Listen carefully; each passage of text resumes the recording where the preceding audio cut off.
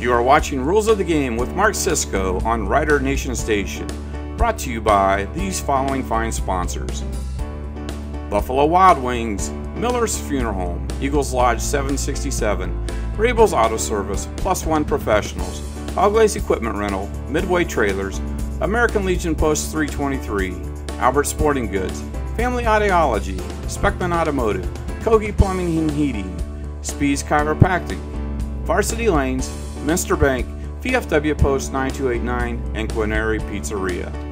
Hello and welcome to Rules of the Game with Mark Cisco. I'm Zach Farrell. Each and every week, Rider Nation Station attempts to bring you a little bit of local official Mark Cisco's view of the clips and other things that we find interesting. Maybe impart a little rules knowledge. That's right. Yep. Maybe a little knowledge out there in the community.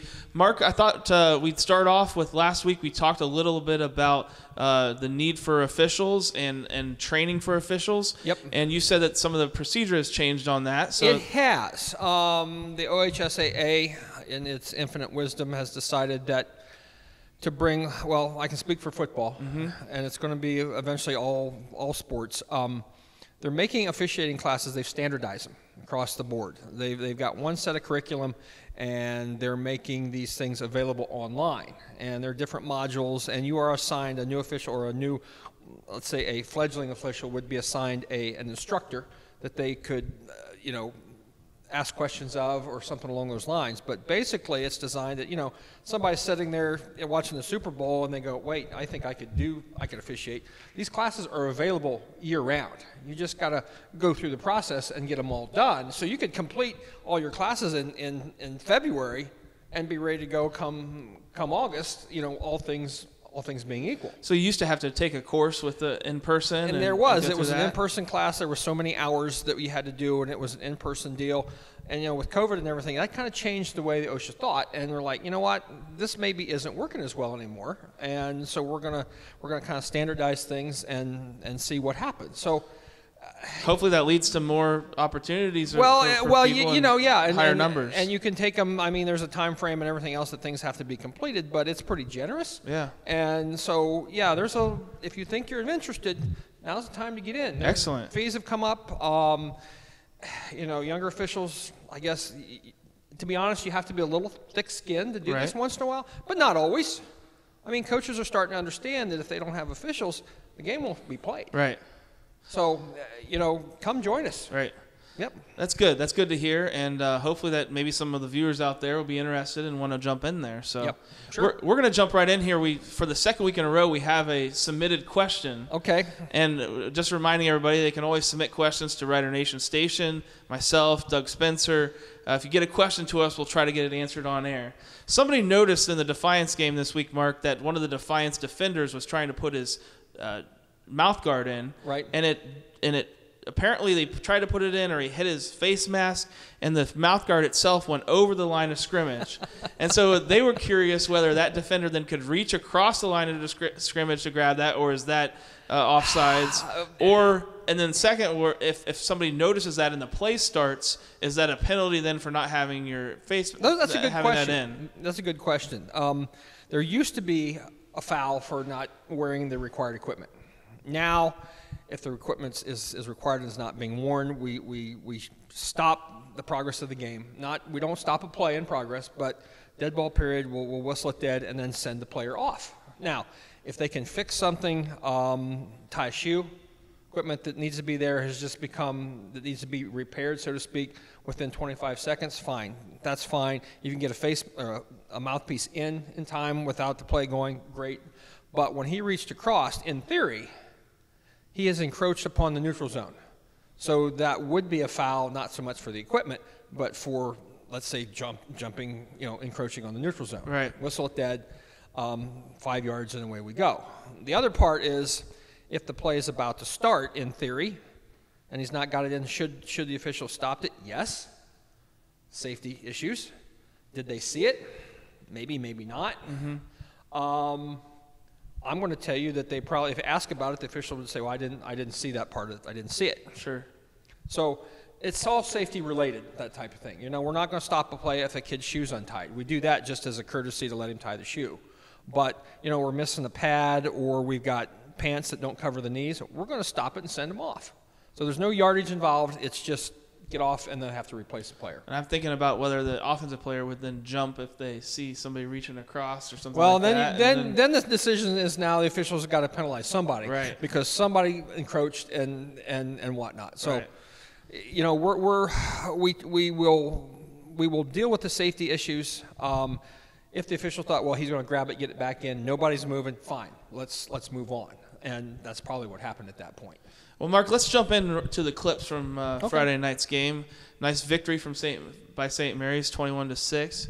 This first clip here was starting off easy with just a simple false start. I believe it was the left tackle for St. Mary's, just a little flinch there. He flinched, yep, and that's easy because there's nobody covering up on the outside, so the wing guy out there had a great look at it, and he had no choice. I mean, we got no choice on the matter. We've seen that now 2 weeks in a row, early to start the game, and maybe a little bit of nerves from St. Mary's. We've seen some cadence changes just a bit. Who knows, right? The second play, sort of maybe a little bit equipment related, but if you'll see at sort of the end of the play when the kind of the tackle pile starts, there's like a piece of equipment that goes flying backwards there onto the 25-yard line.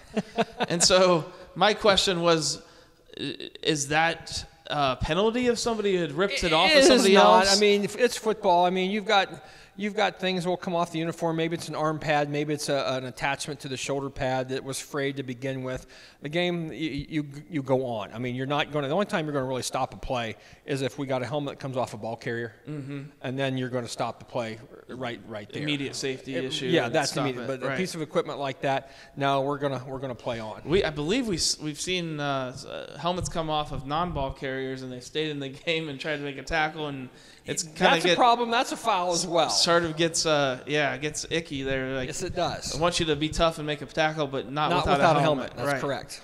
This next play was a pass interference called on St. Mary's early in the game. I agreed with it at the time. Looked pretty early for the defender to hit him, but we also have an end zone view here just to get your thoughts on it. Yeah, that's dicey right there. I mean, that's a bang play, and maybe not. A little bit hard to see on the end zone view. Yeah, that was almost, if we could go back to the first one, and I don't know if you can. I mean, it's tough, and the wing official may have had it, the back judge may have had this. I don't know where the flag comes in at. I'm thinking it probably was just a tad early, but you know what? If you don't call that there, I think I can support bang. The ball might have been, it's right there. Yeah, see, contact. Yeah, good call, I think. Good call. Yeah, and I know that during the game, it definitely, from our view in the press box, it definitely seemed like the right call at the time. Yep. It's a play through the player, and that's not allowed. Well, this next play, Mark, was pivotal for St. Mary's early in the game. Defiance had driven down. They were taking a field goal. They get held to a field goal. This is their attempt at a field goal. St. Mary's catches it in the air and returns it. About 94 yards. Nice. So off we go. Yeah, I just wanted to talk about the rules on that. So, Bo Fry and the Bo Fry Show this week talked about that if it passes the line of scrimmage, it's considered like a punt. Well, let's use it. Let's use a correct terminology from the rulebook standpoint. This is a scrimmage kick. Scrimmage kick. Okay. All right. This is not a free kick, as like a kickoff would be. All right. This is a scrimmage kick, and the rules are basically the same as if it's a punt, if you will, scrimmage kick. So, the defending team there can always pick up the kick, or the receiving team at this point, because St. Mary's would be considered the receiving team, can pick up the ball and go with it. Okay. No matter where the ball is. Even if it's laying on the ground. Even if it's laying on the ground, obviously, either behind or beyond the line of scrimmage. Not a problem. I mean, think of this as a short punt, if you will. Right. All right. So the ball's blocked. It goes straight up in the air, or kind of straight up in the air, and we're snapping it from about the 12-yard line, and it's recovered or caught in the air by about the 11 or 12. So free to go. Right. The wrinkle on this, though, is if the kicking team had recovered it in or behind where the ball was snapped, they can also go with it, because the block is basically ignored. It's a live ball behind the line of scrimmage. Because the ball was never touched beyond the line of scrimmage, okay? All right. So if it's recovered in or behind the neutral zone, which is basically the space of the football, the kicking team could have recovered it and continued on with it. Heck, they could have even kicked it again.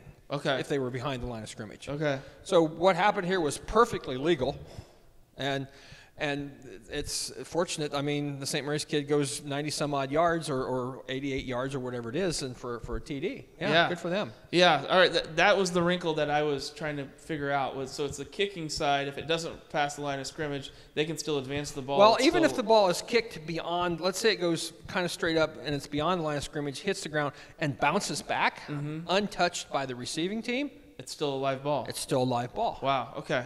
Yeah. That doesn't happen very often, but Yeah. once in a while it does. And a lot of times the kids don't know what to do. Yeah. Like, what do we do with it? Tell your field goal team to never give up on that ball if they see it Well, laying and what around. you have is a problem there if the receivers, gather it in the stand there. What you've got is both teams starting to run in and out and change when, in fact, we still have a live ball. Yeah. Oh, what a mess we have then. Well, I'm glad we didn't, for St. Mary's sake, we didn't have a mess there, and it was a nice play for St. Mary's. Yes, it was. This next play was just a catch on the sidelines. Very close, but I think after me being able to watch it and replay that it was the right call. It looks like 1 foot in there just at the end. And we also have an end zone view, but okay, let's just take a look. And those are tough. Yeah. And in high school, you only have to have one something touch in bounds. It was a close call though, so I thought it would be nice to include the clips. Sure. I'm sure St. Mary's fans on the other side couldn't see it as well. Tough to see on that one. Tough to see on that, Let's angle. see the original angle again. Maybe we can slow it down or stop it as it's towards the line, but we saw a couple of these during the night. Some were obviously out of bounds, and this one was not. So I thought he caught it there, and then maybe got that 1 foot in. I'm thinking it looks like that from my angle here. Now the line judge is looking right down the line, right at that play, and would see that his view isn't obstructed by 20 there. So he's got a good look. In or out, judgment call. I think he made the right call. Now, does the wide receiver need to come down with the ball and complete the catch in that type of a play? He does. That's a good point. If he rolls over there, comes down, and he doesn't maintain possession of the ball upon contact and rolling over, so to speak, then we got an incomplete pass. And one of the only times that the ground can cause I don't want to say fumble, a loose ball. Right. Yep. We'll have another clip coming up that addresses that a little bit, but on that one, it's interesting when you're on the sidelines like that because it looks really hard for the line judge to see if he completed the catch to the ground. So right. A lot of kind of assumptions there. This next play, you'll have to help me here. The call that was made was he did this where he held his hand out in front of him. So I think it was either a legal shift or a legal formation. I didn't see a false start, but it also wasn't. I didn't think he did the false start during the game. Do you know what was called here? Well, let's see. Let's see what we got going on. Technical guy, can you run that all the way back to the beginning by chance? And let's just see what we can go from there. So they come out. He's moving there. Oh, I see. We have an illegal shift. Okay. Yep, we have an illegal shift because we had this guy in motion right now comes and gets set, and the guy at the top doesn't wait for him to get set. So, you have somebody moving, you've had two guys moving at once, and so we've got an illegal shift. Okay, that makes sense. That's what I thought it was, an illegal shift or illegal formation. So, and the play has to go. You can't flag it and kill it like you could a false start because they could fix it. I mean, the second guy could get set. You're right. And everybody be set for a second, and then the play go. It's just that there just wasn't enough time. I mean, they messed that one up. Defiance did. Yeah. Okay. And the coach is going crazy on it because that shouldn't happen that way. Right. But it does. This next play then was the one that I alluded to. This was another pivotal play, sort of a wide receiver halfback pass sort of thing. He throws it out to the guy, and it's hard to see from our angle, but he caught it about S in the Bulldogs. So he was well inbounds, but he was pushed out by the St. Mary's defender, fell out of bounds, dropped the ball anyway as he was coming down. But as you can see there... Oh, he didn't maintain possession. Right. Yeah, I mean, going to the ground like that,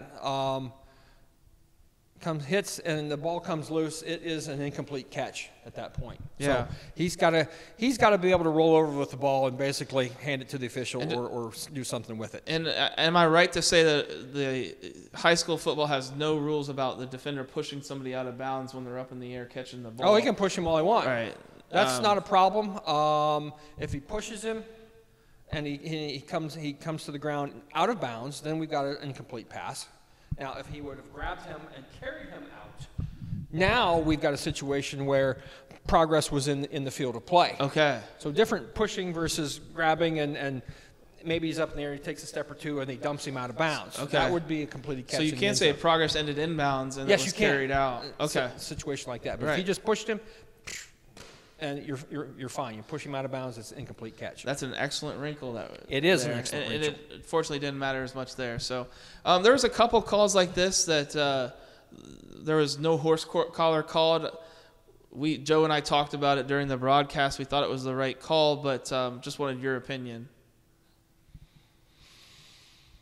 And he sort of reaches from the front there. Do we too. have a face mask there, or did you just grab the helmet or the shoulder pad in front? Possibly. Right. And which is fine. You got no issues there. A horse collar basically would be grabbing the inside of the jersey or the shoulder pads or the nameplate area of the jersey and pulling them down backwards. Right.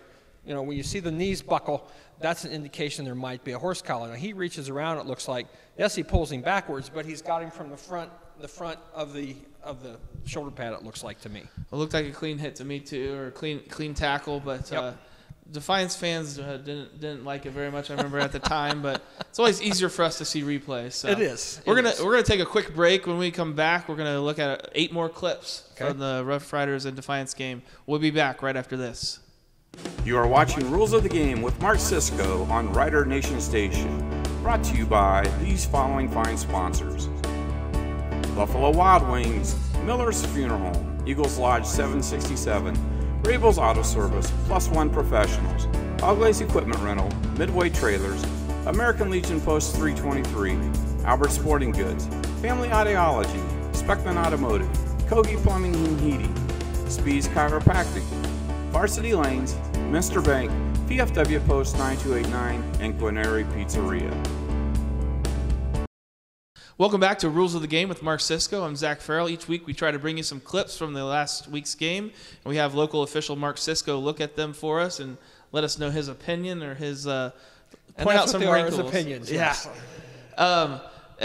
Mark, this next one was a big hit from St. Mary's Sharp over on a wide receiver over the middle, and again, Defiance fans did not like it, but I thought it was a clean hit. Nothing wrong with that. I mean, we're not helmet to helmet. He's the target zone is below the shoulders.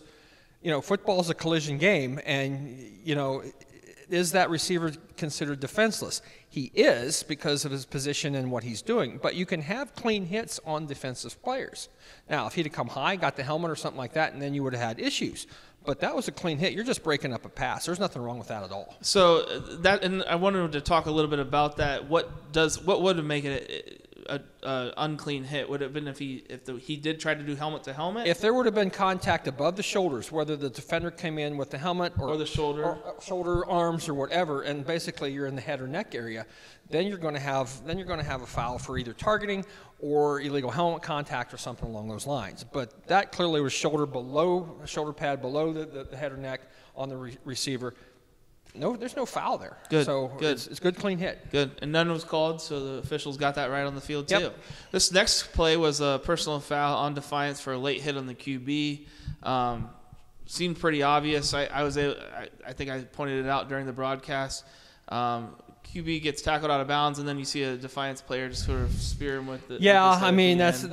that's tough. The defender's coming by, and I don't know that he get tripped. Maybe not. Maybe he just was. Nope, he didn't. It was just thought maybe we get in on the action a little bit and didn't realize where he was on the field, but clearly was a dead ball foul. Yep. This next play was a fumble, and I believe this one was called a fumble on the play. Was not. There was another one, and I think we have a clip here in a second that it was not called a fumble, but ball was stripped out there, and I think a few fans now. I thought that was an interesting thing to point out the bright color of the bags. the bean bag. They start to look like fouls. They do look like penalty flags. Yeah, penalty flags. But, we've gone through, over my time, beanbags that are white or blue or black, and now they're orange, But clearly somebody had it as a foul because the beanbag was out, which indicates the official thought it was loose as a fumble. So, yeah, good call. This next play then was a false start. But I also thought that it was interesting is there was a defensive jump there first. So if the St. Mary's player would have moved while that defender had jumped. In theory, can you have a tie, so to speak? You can. But you're probably going to put that on the offense because, the kid moved and the defender is moving. So there the officials need to get together and go, all right, who moved first, who did what? But I think you probably had a movement on the St. Mary's line, and that's what got the flag. Late in the game, we had a nice pass from St. Mary's to Sharp. He made a nice run after the catch, but unfortunately was stripped on the sidelines. Now, he thought he was down. He thought his knee was down before the strip. And then the other thing is that the player that stripped it, to me, looked like he was standing out of bounds at the time that he stripped it. That's a good point there. It looks like, I don't know if he was down because the ball's probably coming out there already. And if we could see that one more time, Mr. Technician. Let's see. Let's look at the defender. It looked like at least the defender's left foot was completely out of bounds when he actually pulls the ball out. So if he was out of bounds right there when he touched the football, when it was loose, the ball's out of bounds and St. Mary's retains possession. Now, the back judge is standing up there. He has no idea. I mean, just because of his position. I'm not picking on Charlie, but he can't see what's going on because he's out there in the middle, as he should be. And the wing guy coming down the field, he's trailing the play. He's probably cut off, and he doesn't see what's going on. And, you got 5 officials. You're doing the best that you can there. And it's easy. A tough one. Yeah, that's a tight one. It's easy for us to slow it down and see that too. I can admit at the time I didn't even see the fact that he was maybe out of bounds. I just saw him strip the ball and if he'd have been touching when the ball was loose, the ball would have been out of bounds and St. Mary's would have retained possession. This next play was a face mask. Pretty standard call, really. It's hard to see there, but we saw that flag come in from the back. So yeah, he reached up there, and that's a no-no. And then we just had an end zone view of it. It was a little bit easier to see, but